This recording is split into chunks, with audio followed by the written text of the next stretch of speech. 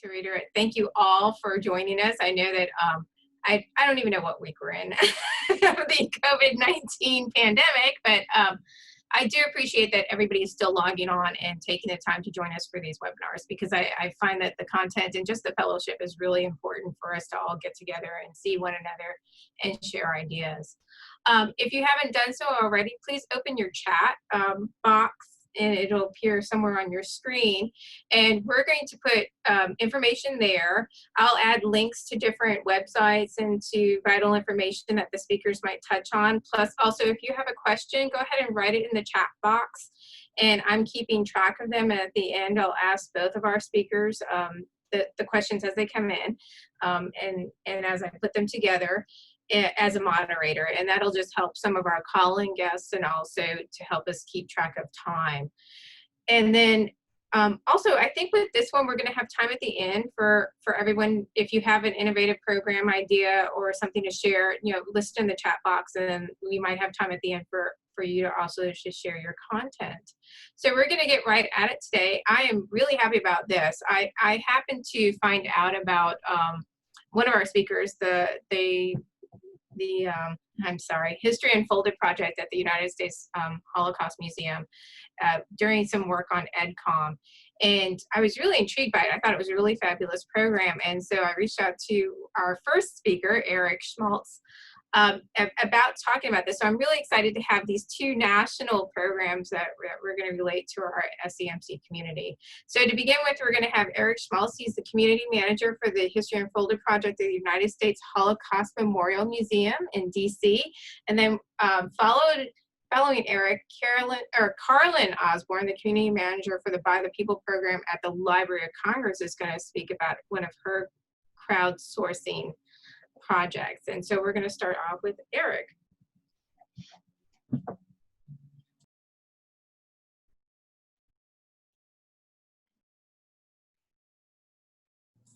Great. Thank you so much. It's a wonderful opportunity to be here today. I'm going to try to share my screen so we can get started. All right, can everyone see the slide presentation full screen now? Just give me a nod if so. Great. So yes, I'm the manager for the History Unfolded project at the museum, and I'm going to try to go over the highlights today of our project. That way there's ample time for questions at the end for Carlin and for me. So we'll talk about a few things today. How did History Unfolded get started? I'm going to be talking about a concept we have at the Museum of Citizen History. Anyone raise your hand if you've ever heard of citizen history? I expect no hand to go up, or maybe one hand to go up. That is definitely not surprising. So it's something that we've been developing over the last decade or so. How the project works and how it's been going, and how to get involved in considerations if you are considering doing this kind of research with people at your institution. This is a picture of Holocaust survivor Henry Greenbaum. He was born in Poland in the 1920s. Henry Greenbaum, his family was, for the most part, exterminated during the Holocaust. He was fortunate enough to survive. He was sent to Auschwitz. He was liberated. He came to the United States. Later on in life, he began to volunteer for our museum. And he would always wear a suit, like you see here in this photo, as students came to the volunteer desk and other people. And he would show them his tattooed arm from when he was in Auschwitz. And he would ask the students, do you know what this means? And some students did, and a number of students did not. When I began this project as the community manager in late 2015, Henry Greenbaum was still alive and volunteering at our museum. Since then, he has passed away.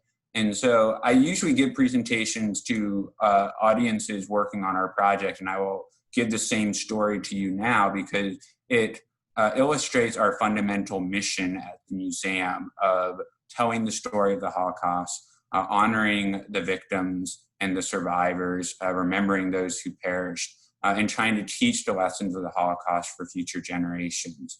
And so that is what we as an institution do fundamentally. Within that, we also have different initiatives or areas of focus. And so our latest initiative at the museum is on Americans in the Holocaust. And we're asking fundamental questions. What information did Americans have the opportunity to know, or did they know about the Holocaust as it was taking place? And specifically, how did the popular media, so newspapers, newsreels, radio broadcasts, magazines, report on the Nazi threat, and how did Americans respond? We've been doing this research for decades, so just because the initiative is new as of the last 5 years doesn't mean the research is, but we've been honing in on this 2014, 2015. We were preparing for a special exhibition that is now in the museum's lower lobby on Americans in the Holocaust. And so we do have a team of historians, obviously. We could do some of this work on our own. But when we think specifically of the reporting of the Holocaust at the time in newspapers, we have a limited staff. We can't send everybody all over the country to do that research. We don't have access to all of those papers or the time to do it. And so we thought, what an incredible opportunity to involve students and teachers, members of archives and historical societies and history buffs all over the country to help do this research with us. And so that gave birth to History Unfolded. And so we're encouraging, in a nutshell, for students around the country to see how local newspapers report on the Holocaust in microfilm newspapers, digitized collections, in some rare cases, hard copy newspapers themselves on a series of different events. Carlin is going to talk about what they're doing at the Library of Congress on crowdsourced projects. So in a sense, you could consider History Unfolded a type of crowdsourced project. That would not be inaccurate. Like I mentioned at the beginning of the talk, that we're seeing this as citizen history. History Unfolded is the first full-fledged citizen history project. We've done one smaller scale project before called the Children of the Lloyd's Ghetto. And where it's similar to traditional crowdsourced projects in the humanities is that we have a team of volunteers doing quality research. We are engaging with the community, and there's outreach, and hopefully you'll see throughout the course of today's presentation those overlaps. History Unfolded is really focused on that research goal of trying to help scholars and the general public know more about American knowledge of and response to the Holocaust. At the same time, part of my job as community manager is trying to make sure that students are having a good quality experience for their work.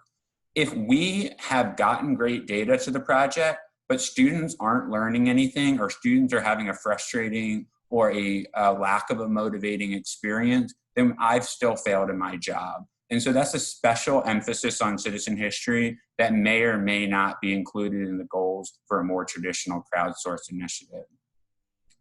And so here's the project website. You are welcome to go to newspapers.ushmm.org to see the site as I'm talking. Here's the homepage. You'll see at the bottom of the screenshot, we have learn, research, and contribute are the 3 steps of the process.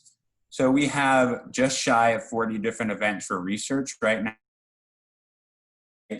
Most of them are about the Holocaust directly, but some of them are historical context event modules about understanding the history of the United States at the time and the factors that would influence Americans' willingness or lack of willingness to try to help those who were being victimized and persecuted in Europe. And so here's one of our modules on the child refugee bill failing in the Senate. The focus of this project is on the American perspective. And so we give these modules for students and teachers to look at. So they will have a better understanding of the history, keywords to search for online research, dates to check for where the news is likely to be reported on, and an indication of recent activity on the site for submitted articles. We also provide our volunteers with a listing of newspaper archives that we know about around the country. This is by no means a comprehensive list. And so it's a starting point, but we really encourage our volunteers to contact their libraries, their archives, historical societies, in some cases their museums, who might have newspaper collections to help them do this research. So I just want to clarify that we are asking for the research. We don't currently have it until people submit it to the database. And so that's really one of the special aspects of this project. When our volunteers find material, they will submit metadata around their newspaper article. And so you'll see in this screenshot, they look at the newspaper page on microfilm or digitized newspaper, and then they are typing in information such as the newspaper, the headline, subheadline information, the issue date, the page number. And this is the heart of what we're really trying to collect and make available for scholars as well as teachers and students and the general public in the future. And then we have originally it was just me as the community manager doing the back-end review, but we need quality control. And so this is a screenshot of the back-end page of the History Unfolded website. We will get these submissions coming to us. And then now I have a team of volunteers and contract reviewers who will compare the image that we receive on the front end of the website and the metadata and make sure the image and the data are accurate. And if not, we'll edit it. You'll see on the right side of the screenshot, there are community manager comments. We have the ability to send feedback, personalized feedback to everyone who contributes. So where is the project today? How have we been doing? I am very pleased to report the project has been really successful in our original goals. We have almost 29,000 published submissions to History Unfolded to date from over 1,500 different newspapers and at least one newspaper from each state. We have 4,000 contributors. That number I am expecting is quite underrepresentative of the people who contribute to this project, because we have a lot of time where maybe a teacher creates a single account for an entire class group, or a situation where maybe one student in the group contributes on behalf of a larger number of students. And so we have at least 200 contributing classes and a lot of return classes now that this project is about 4.5 years old. Our primary audience has been high school students around the country, but we found immediately a lot of universities getting involved, to some degree middle schools, graduate level students, like I said, historical societies, museums, libraries, and a group of power users who are very invested. This is just a very quick overview of the newspapers we received to the database. You can read those on the screen. I just wanted to emphasize that we're getting a great diversity of representation of smaller newspapers, newspapers from particular communities. The scholarship that has been done up to this point on American news coverage of the Holocaust typically has been focused more on metropolitan and large-scale newspapers, things like the New York Times, the Washington Post, the Chicago Tribune. One of the things we're really excited about is when we get those small-town newspapers or newspapers from particular communities that maybe there hasn't been as much research done, and newspapers in languages other than English. Part of the best part of my job, my favorite part of the job, is being the primary contact with our volunteers and building relationships with them. And so when we were prepping for this program, I got a general sense of some of the people who tune into each week's webinars and the region.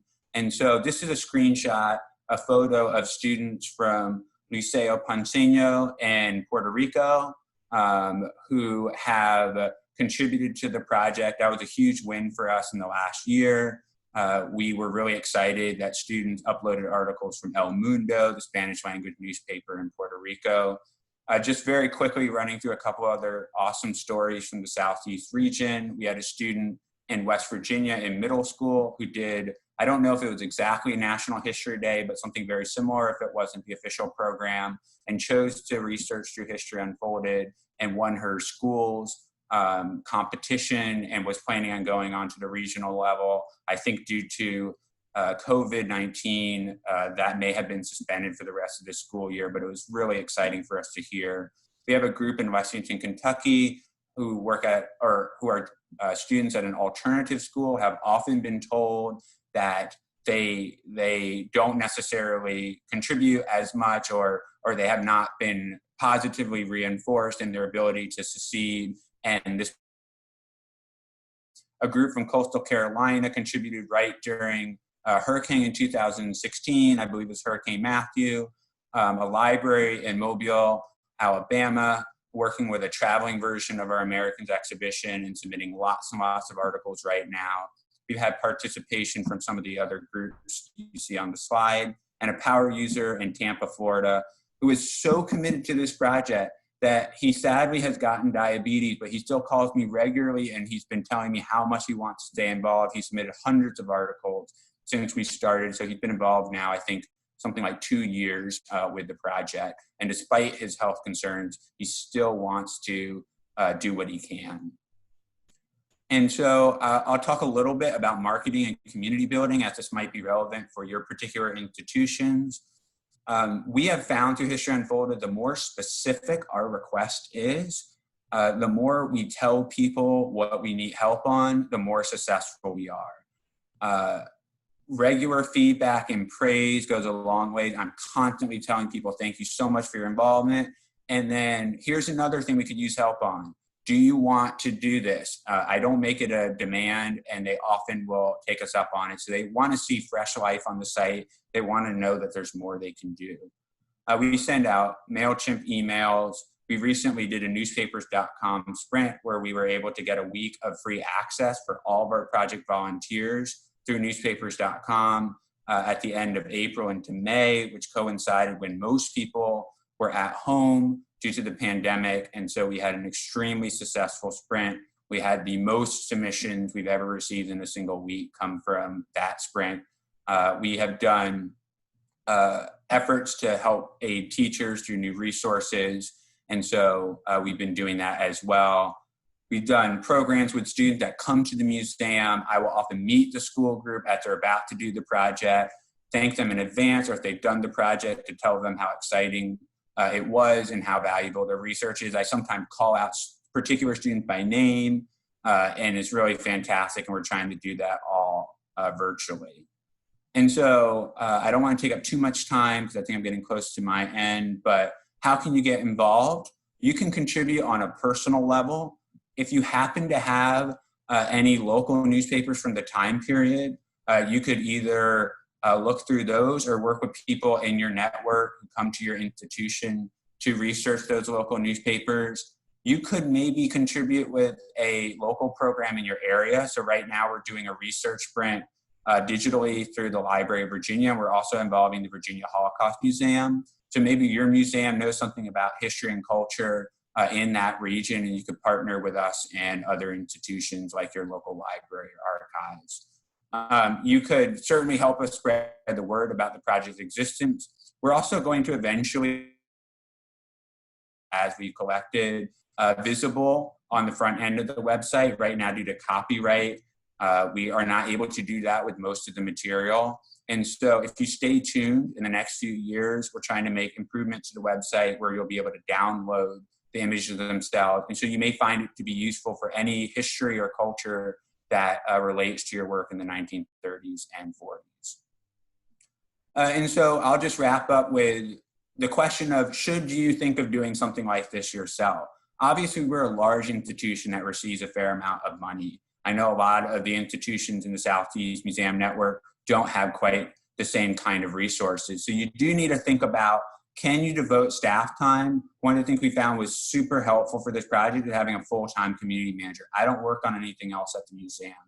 And so the ability to have someone who's dedicated and advocating for the project and communicating with the volunteers and advocating for them is huge.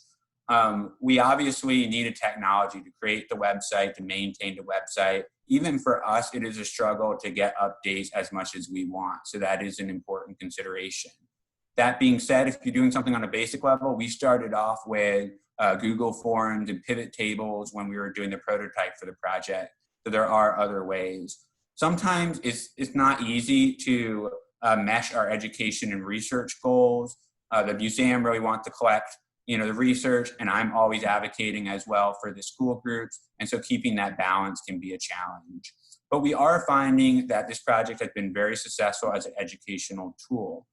We did a formal project evaluation, and I guess the school year before this last one, and overwhelmingly found that students are motivated, they're engaging with primary sources, they feel a larger connection to the history and making a difference. And so learning history by doing history does seem to be a potentially effective model. And that, I think, would be the heart of what you might be able to employ in some fashion on the local level at your institution. And so with that, I think I will stop to make sure we have enough time.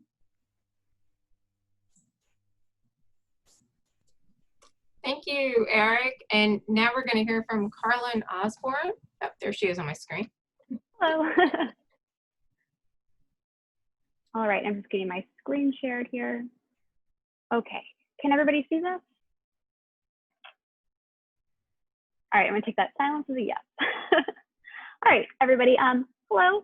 I'm Carlin Osborne, and I'm a digital collection specialist and a community manager for the By the People program at the Library of Congress. Oops, and my presentation, there we go. Okay, sorry about that. This is my first time doing a Zoom presentation. Today, I'm going to explain how the library to transcribe documents in our collections, how we facilitate discovery and access, and how you can get involved and take part. So crowdsourcing is not new in libraries, and it's not a new process of gathering and analyzing data. GLAMs, so galleries, libraries, archives, museums, have a long history of engaging volunteers to help process collections, curate exhibitions, transcribe documents, identify people and places and images, and much more. Public engagement has a long tradition in academic research as well. Charles Darwin was one of the many Victorian scientists who collaborated with enthusiastic amateurs using letters, whose observations and data collection work enabled him to frame and confirm his theory of evolution. In the last 2 decades, public participation has become a vibrant online phenomenon, often described as crowdsourcing. It attracts millions of volunteers who have contributed hundreds of millions of hours to advancing science, the humanities, arts, and genealogical projects. We strongly believe that support for crowdsourcing projects can be found in many mission and vision statements for a wide variety of cultural institutions. The mission statement of the Library of Congress is to engage, inspire, and inform Congress and the American people with a universal and enduring source of knowledge and creativity. Making collections and educational and research materials available online has long been a part of that mission. More recently, the library has been creating or using crowdsourcing tools to directly engage people all over the world with our collections and provide new pathways for discovery and for fostering the exchange of knowledge and ideas between the Library of Congress and its users, which is you, it's everybody. Okay, so let's talk about the program that I'm involved with at the library.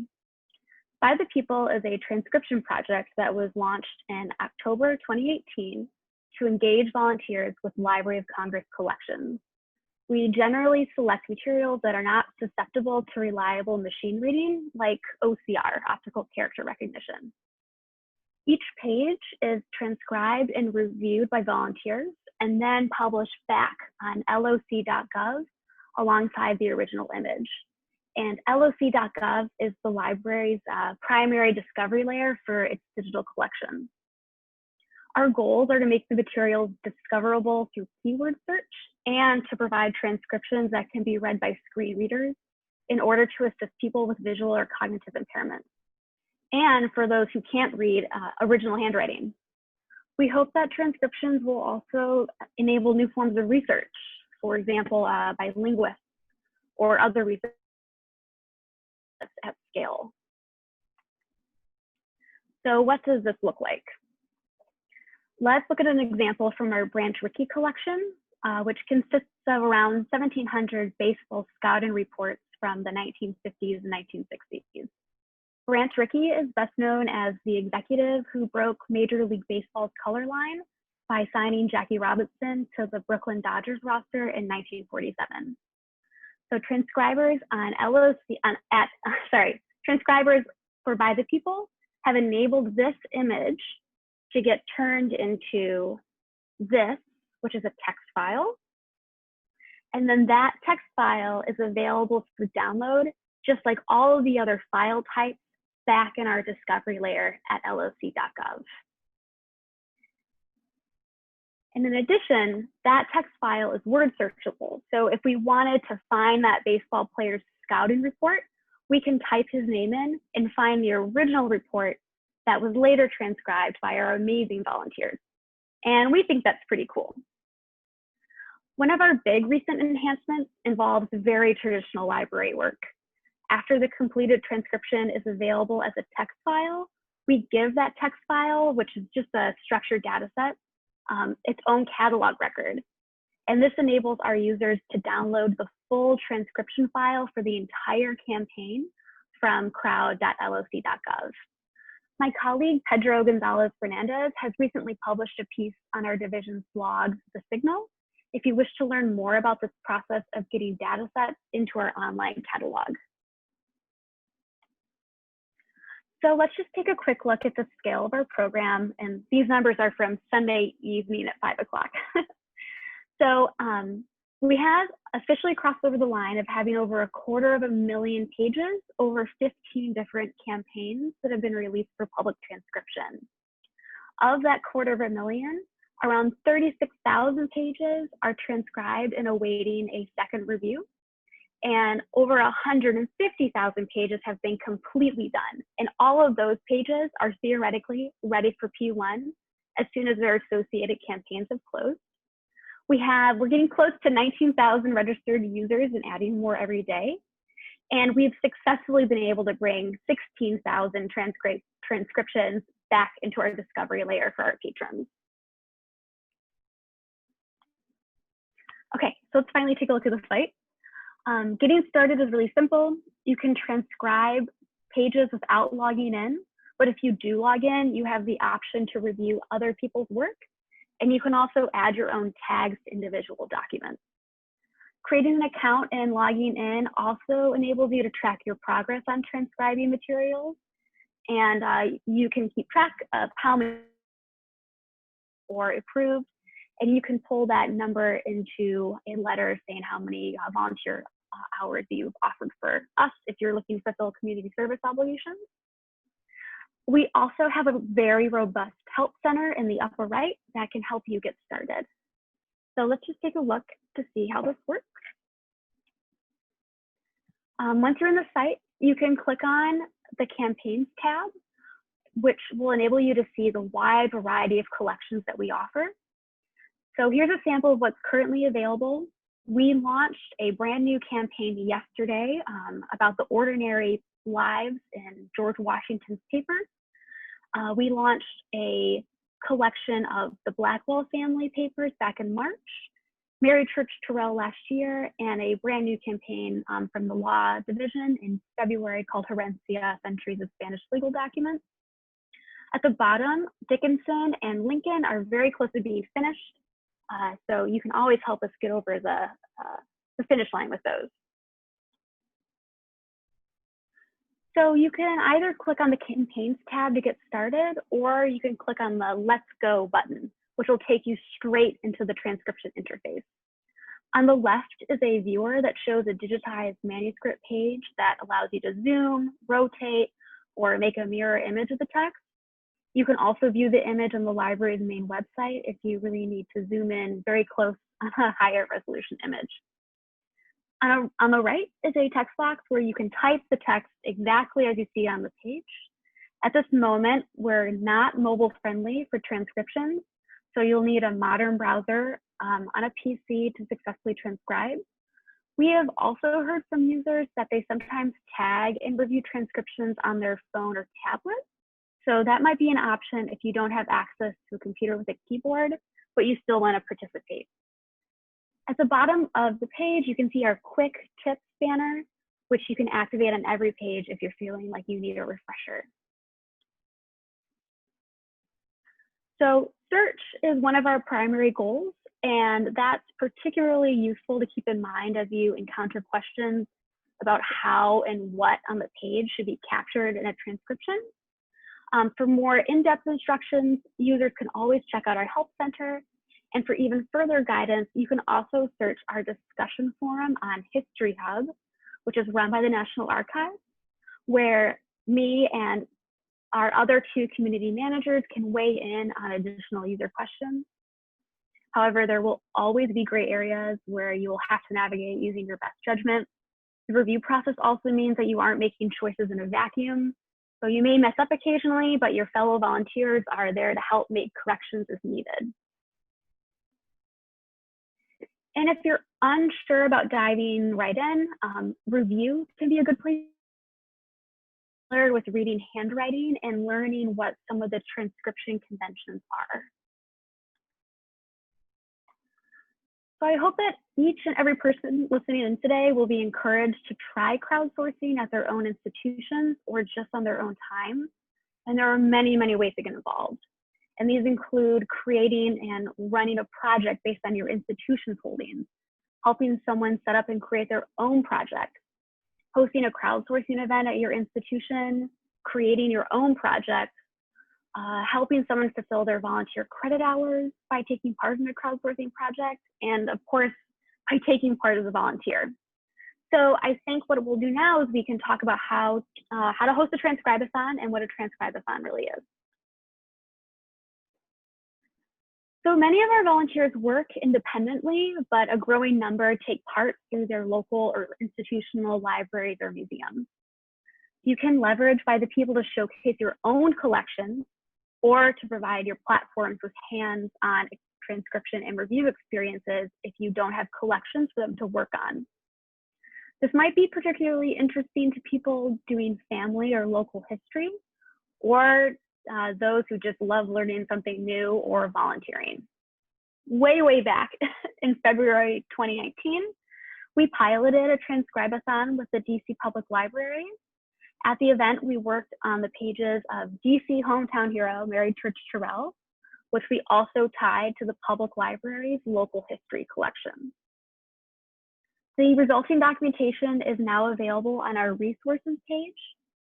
We've created scaffolding for other transcription programs following the model of a Wikipedia edit-a-thon to give you everything you need to know about hosting a successful event at your own institution. And that's where we get the word transcribe-a-thon is from Wikipedia edit-a-thon. On March 19, 2020 of this year, during our building shutdown due to COVID-19, the Law Library of Congress and By the People hosted a remote transcribe-a-thon to promote the newly launched Herencia Centuries of Legal Documents campaign. We relied primarily on Twitter and newsletters to get the word out and used Twitter to encourage and update participants. So what might this look like at your own institution? We offer several tools to help you get started planning your own. crowd.loc.gov/resources has everything you need to get started. It includes a handout of instructions, quick tips, and a getting started presentation that you can use to orient your participants. And on the slide, you can see some of the questions that you might want to answer during your planning process, like, what are your goals? What are you hoping to get out of hosting this transcribe-a-thon? Is it going to be in person or online? Type of event, or are you hoping to keep it scheduled where everyone is doing the same thing at the same time? You could decide to focus your transcribe-a-thon on transcribing itself, or you could focus on tagging or reviewing documents that need to be completed. You could focus your transcribe-a-thon on a specific campaign or topic on our platform, or a topic from your own museum collection. And then you want to think about how are you going to make connections to your community or to your collections by hosting. So which campaigns may be of interest to your communities? Let's take a look at a few of them. So a potential area of focus for a transcribe-a-thon that you could host you could focus on our Herencia Centuries of Spanish Legal Documents campaign. It's about 5,600 13th to 19th century Spanish, Latin, Catalan language legal documents from the Law Library of Congress. With this campaign, we were hoping to reach new audiences in the US and in Spanish-speaking countries. We're making good progress on this campaign. We're also launching additional phases this year, so we'll be releasing several thousand additional documents that can be transcribed by your users.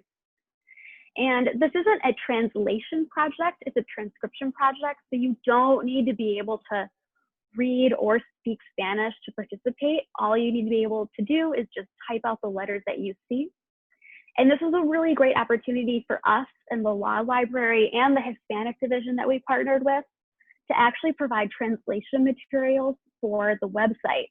So if you click through the Help Center on crowd.loc.gov, you'll find that all of our instructions are both in English and Spanish now because of this campaign. Another potential area of focus could be on the Blackwell Family Papers, mostly because of scale. So this collection has over 58,000 pages from the manuscript division's collection of papers from the Blackwell family, spanning several hundred years.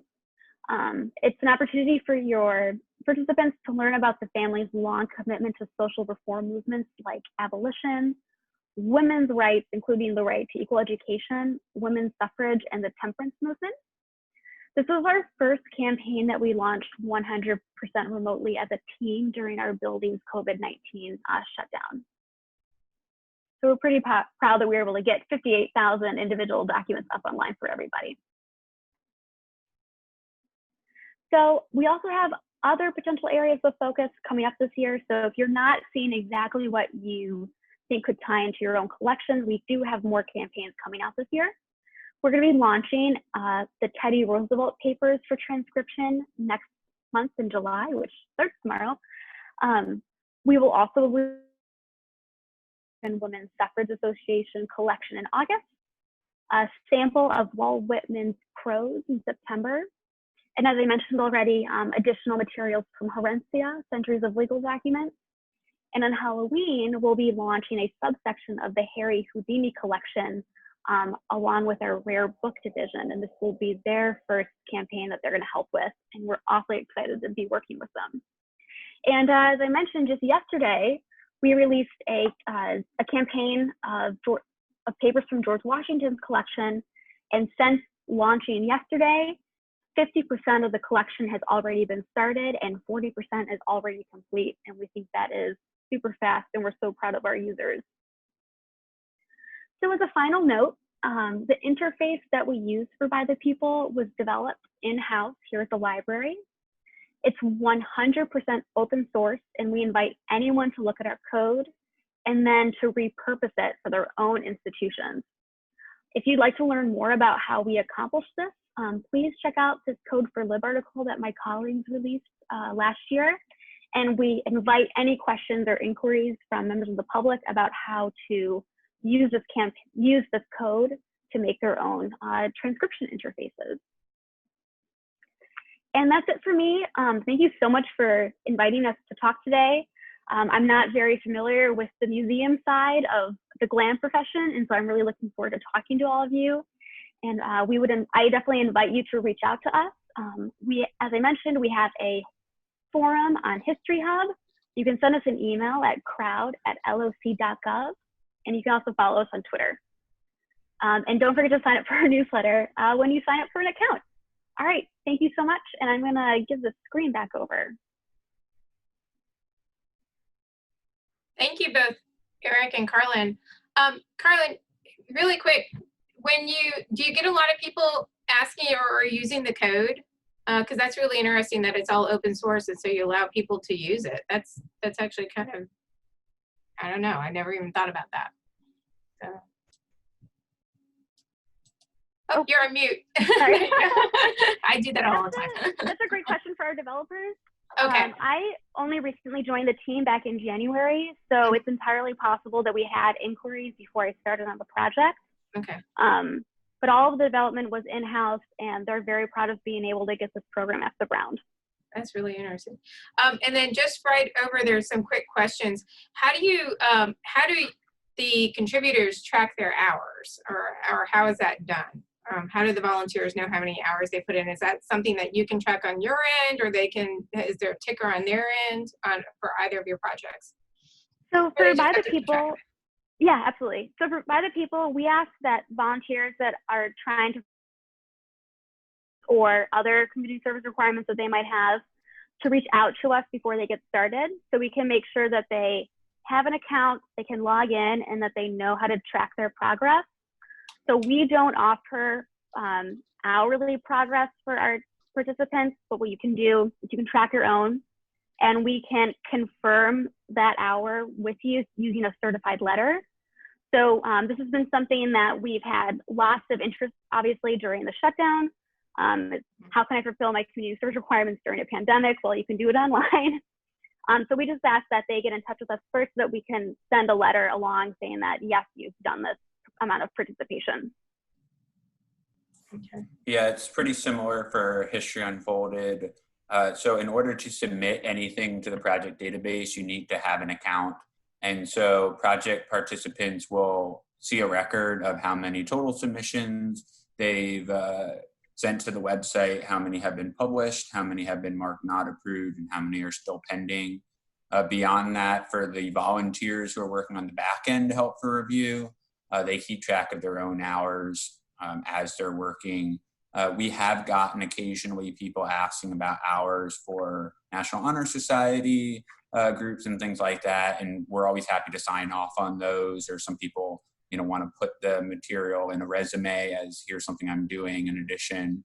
We actually had a National Honor Society group in New Jersey recently at the end of the school year contribute articles. I worked with a teacher there for them to do that project, and it was a really engaging way for them to finish the school year. Oh, that's interesting. Can you share any more information or resources about your evaluation processes? Yeah, I saw the question in the chat. So we did work with a external evaluator, Kirsten Buchner, who's worked with the Smithsonian and a number of other organizations. I think she's a individual evaluator. I think it's called Insight Evaluation. I can send anyone the information if you're interested. And so the way the process worked was, I mentioned we have, somewhere around 200 classes known to be participating by submitting articles. And I should clarify that we have lots of more school groups that, come to the website and use it as a tool, but we really wanted to track those school groups who are submitting stuff to History Unfolded.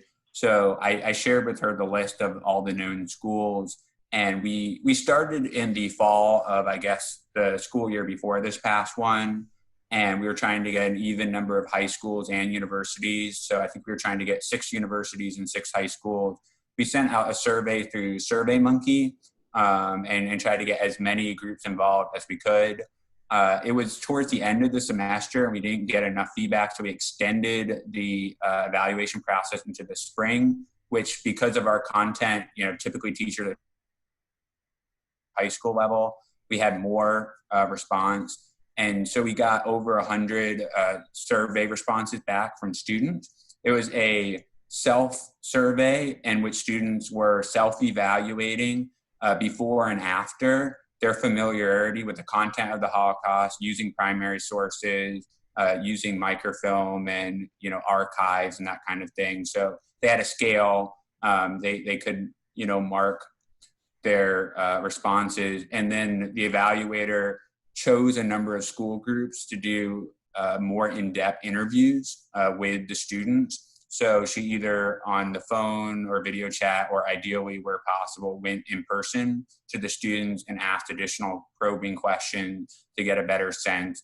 And the nice thing was we saw consistent results across the board. So there were gains, in high school and university. And so I would say that if we had a larger sample size, that would have been even better.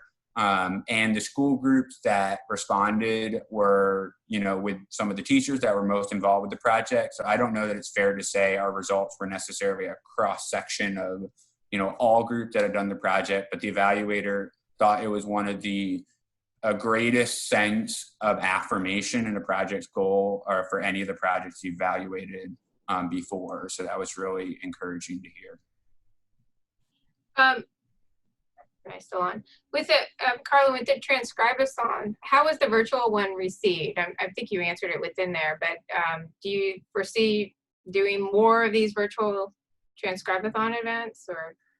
So we're doing another one with the law library actually next week. I would say that the one that we hosted back in March was successful. We did reach our goal. For that particular campaign, the documents are extremely text heavy and they can be very challenging to read, especially if they're in Latin and with like special Latin characters on a keyboard. So it's a slow going campaign, but it is chugging along.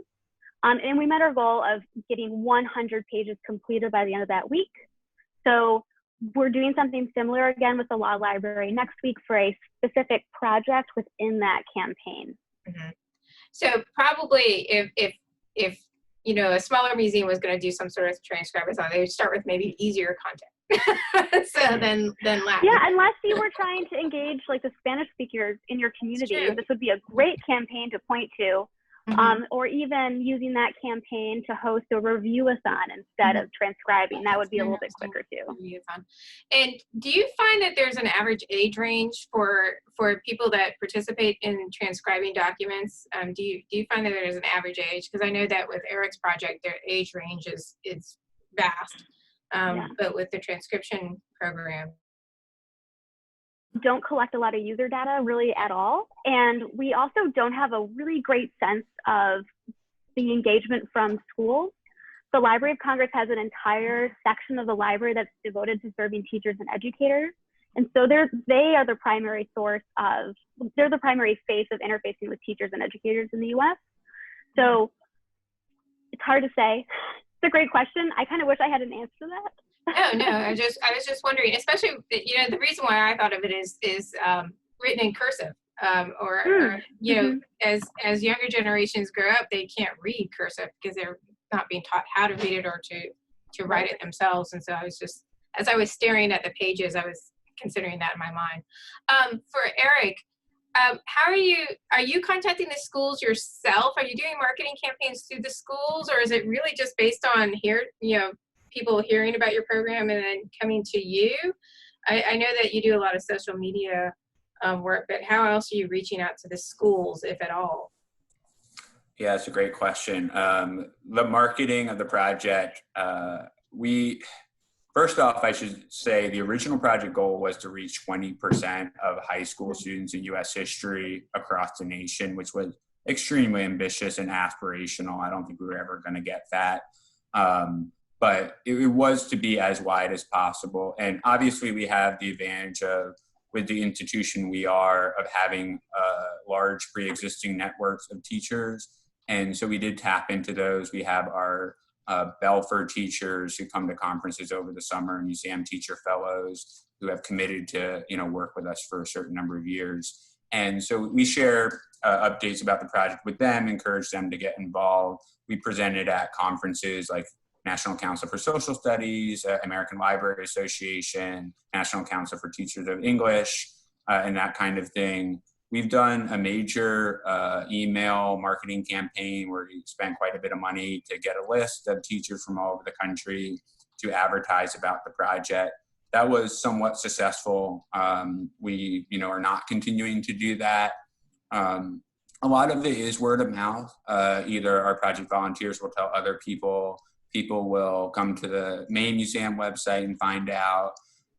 So I've always been told since I started the job that one of the best marketing strategies is just very broad, social media, everything else. So it is tough because we try to do so many different things and they all work to a degree. But I think even now, whatever it's been 4.5 years into it, a lot of schools just have no idea that it exists. And the other challenge is, how can you implement something like this, which isn't, the smallest task in the world. So I spend a lot of time, and that's what I'll tell everyone here on the call too, is if you're interested in either doing History Unfolded or trying to do something similar, a lot of my time is is very individual with teachers. Once I get in contact with them, figuring out what works for their particular classroom or the particular local institution working on it, phone calls, emails, back and forth, that kind of thing.